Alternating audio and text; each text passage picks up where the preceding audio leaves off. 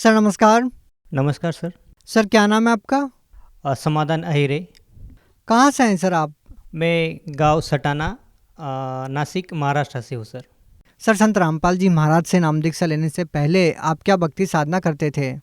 Sir हम महाराष्ट्रियन होने के कारण वारकरी संप्रदाय में मुझे पकड़ के तीसरी जनरेशन है हमारी जो वारकरी संप्रदाय में चल रही थी। मेरे दादा थे, मेरे पिताजी थे और हम सब वारकरी संप्रदाय में विठोबा महाराज, जो ज्ञानेश्वर, तुकाराम महाराज, इनको हम पूछते थे सर।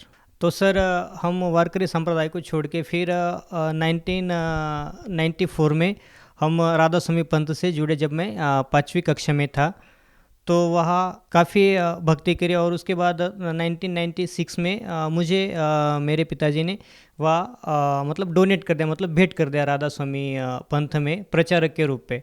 तो मैंने 3-4 महीने वहाँ प्रैक्टिस करके फिर मैं राधा स्वामी पंथ में एक प्रचारक के रूप में, एक बाल संत जिसको बोलते हैं राधा स्वामी पंथ में, तो उसका प्रचारक रहा कम से कम 2014 तक। सर जैसा कि आपने बताया कि पहले आप सभी प्रकार की पूजाएं कर रहे थे, उसके बाद आपके पिताजी ने राधा स्वामी पंथ में डोनेट कर दिया, उसके बाद आप राधा स्वामी पंथ के प्रचारक के रूप में काम करने लगे। तो सर हम आपसे जानना चाहेंगे, राधा स्वामी पंथ में आप एक प्रचारक के रूप में, एक तरह से कहें तो आप एक संत की पदवी प्राप्त किए हुए थे, आप एक प्रचारक का काम कर रहे थे, तो सर इसके बावजूद आपको संत रामपाल जी महाराज जी से नाम दीक्षा लेने की क्या जरूरत आन पड़ी? सर बात ऐसी हुई कि जब हम राधा स्वामी पंथ में थे तो वाणी तो कबीर परमेश्वर की ही गाई जाती थी। जैसे कि बोलते थे कि मनुष्य जन्म दुर्लभ है, मिले न बारंबार, जैसे तरवर से पत्ता टूट गिरे, बहु न लगता डार। तो जो ये क्वेश्चन था मन में, मैं मतलब हर एक सत्संग में ये दोहा दोहराता था कि मनुष्य जन्म आदमी को सिर्फ एक ही बार मिलता है, उसके बाद अलग 84 में जाना ही पड़ता है। जो पाप करेगा उसका पाप का जो फल है वो अलग से और पुण्य का अलग से मिलेगा। तो ये पता नहीं चलता था कि और कबीर साहिब की जो कई वाणी उसके अंदर लिखा है कि पृथ्वी पे एक बार एक ही संत आता है, दूसरा उसके बराबर हो नहीं सकता। तो हम कंटिन्यू इसके सर्चिंग में थे कि अगर ऐसा है तो फिर दूसरा और भी तो कोई संत होगा, तो उसकी सर्चिंग में कंटिन्यूसली थे सर। तो उसके दौरान हमें संत रामपाल जी महाराज जी लिखित जो ज्ञान गंगा पुस्तक है वो हमें 13 दिसंबर 2013 में मिली सर।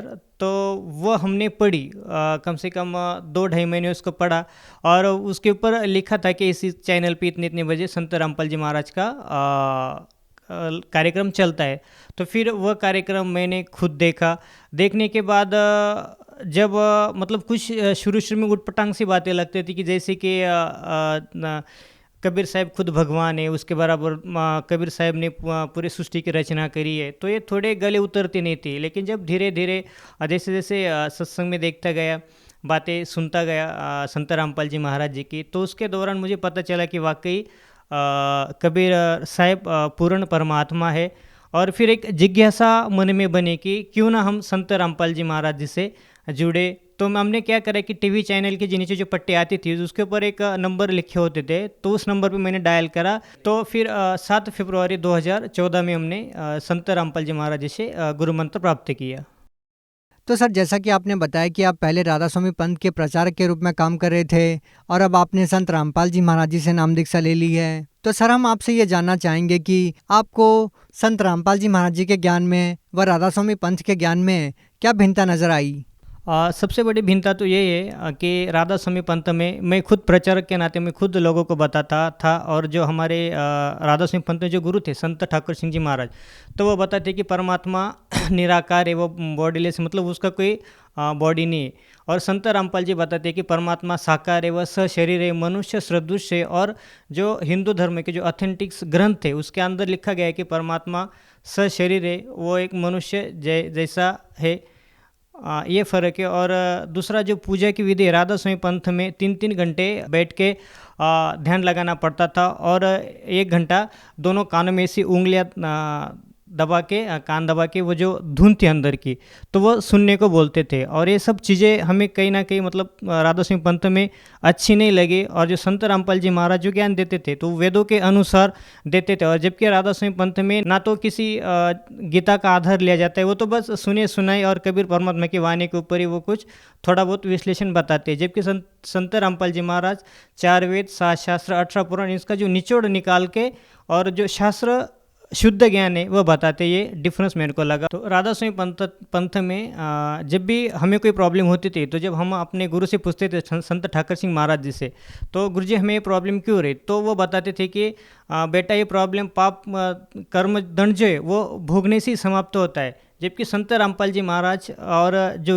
अपने वेद है उसके अंदर लिखा गया है कि परम संत रामपाल जी महाराज बताते हैं कि पूर्ण संत जो होता है वो पाप घोर से घोर पाप कर्मों को भी वो काट देता है, और वेद में उसका प्रमाण भी है। संत रामपाल जी महाराज वेदों के अनुसार बताते हैं कि पूर्ण परमात्मा साधक की अगर आयु कम भी हो तो वो भी अपने वो आयु भी बढ़ा देता है और घोर से घोर पाप भी वो काट देता है।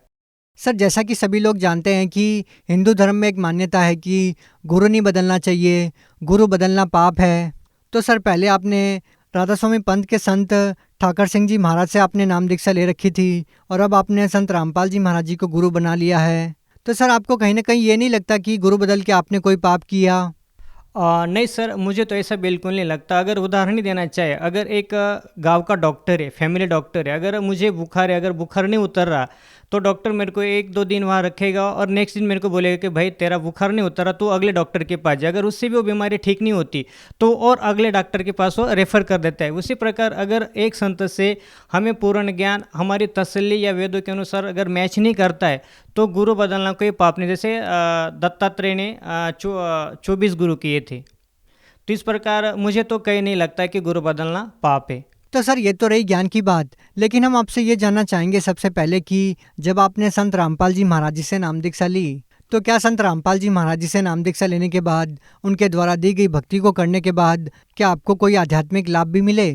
जी बिल्कुल सर, सबसे बड़ा आध्यात्मिक लाभ मोक्ष का जो मार्ग था, सिर्फ राधा स्वामी पंथ में बताया कि मोक्ष मोक्ष मोक्ष, लेकिन मोक्ष का कोई अता पता नहीं था। लेकिन संत रामपाल जी महाराज के शरण में आने से हम श्योर हो गए कि हमारा 100% मोक्ष होगा ही होगा। और दूसरा जो लाभ है कि संत रामपाल जी महाराज के शरण में आने से पहले हम मानसिक रूप से काफ़ी परेशान रहते थे, और मुझे कहीं ना कहीं लगता था कि पेट में कुछ गड़बड़ है। तो मैंने बहुत सारे डॉक्टरों को दिखाया, लेकिन इसका कोई इलाज ही नहीं हुआ। लेकिन जो नासिक के जो सुप्रसिद्ध डॉक्टर है, डॉक्टर प्रकाश जोशी करके, जिनकी 6-6 7-7 महीना अपॉइंट लेके भी नंबर नहीं लगता, तो मैंने वहाँ नंबर लगाया। 6 महीने बाद मेरा नंबर वहाँ आया। जब मैं गया तो उन्होंने बोला कि तुम्हारी इंडोस्कोपी करनी पड़ेगी। जब मेरी इंडोस्कोपी करी तो जो रिपोर्ट है वो बिल्कुल नॉर्मल है, उसमें कोई दिक्कत नहीं आई। फिर हमारे डॉक्टर बोले कि आपको जो मानस रोग तज्ञ है तो उनके पास आपको ले चलना चाहिए। तो फिर उसी दिन वो मेरे को उस डॉक्टर मूले करके है, तो उनके पास भी लेके गए। तो मैंने कम से कम 6-7 महीने वो मानसिक रूप की जो दवाइयाँ होती है तो वो भी मैंने खाई, लेकिन वहाँ कोई किसी प्रकार का मेरे को लाभ नहीं हुआ। लेकिन जब मैंने संत रामपाल जी महाराज की शरण ग्रहण करी तो सभी जो दुख, जो व्याधि थी, जो बीमारियाँ थी, वो परमात्मा की संत रामपाल जी महाराज जी की दया से सब नष्ट हो गई। सर, मैं आज पूरी तरह स्वस्थ हूँ और किसी प्रकार का कोई शारीरिक कष्ट नहीं है। तो और सबसे बड़ा एक लाभ, आर्थिक लाभ ऐसा हुआ सर जी कि जो मल्टीनेशनल कंपनी वाईके लैबोरेटरीज करके, तो उसके लिए लोग BSc एग्री करके जो स्टूडेंट है, जो लोग हैं, तो वो तरसते उस जॉब के लिए। संत रामपाल जी महाराज की दया से मुझे आज मैं रीजनल सेल्स मैनेजर के महाराष्ट्र के पद पे उचित, तो मेरे को कंपनी सारी फैसिलिटीज़, अच्छी तनख्वाह दे रही। और जब मेरे को कोई देखता है, जब मैं किसी के साथ डील करता हूँ, तो सामने वाला मेरे को देख के हक्का बक्का रहता है कि यार तेरे को इतनी बड़ी पहुँच कैसी क्या मिल गई। ये बस संत रामपाल जी महाराज जी की दया है। जिस जॉब के लिए लोग अच्छे पढ़ाइयाँ करके, अच्छे डिग्री करके 3-3 4-4 साल भटकते, लेकिन मैंने बस एक दिन मन ही मन प्रार्थना की कि हे भगवान, मेरी भी एक हे गुरुदेव, मेरी भी एक प्रार्थना है कि मैं भी एक बार नौकरी में ट्राई करके देखूं। तो बस ऐसे ही एप्लीकेशन किया और संत रामपाल जी महाराज जी की दया से वो मेरा एप्लीकेशन पास हो गया और मैं महाराष्ट्र का पूरा कृषि का पूरा काम आज मैं देख रहा हूँ। तो एक और लाभ हुआ, मेरी माता जी को ब्रेन ट्यूमर था, तो नासिक में बहुत सारे डॉक्टरों को दिखाया, शिरडी में दिखाया। तो उसके बाद हमें धुलिया देखा। जब धुलिया वाले ने हमें सीधा पूना हॉस्पिटल पुणे हमें रेफ़र कर दिया।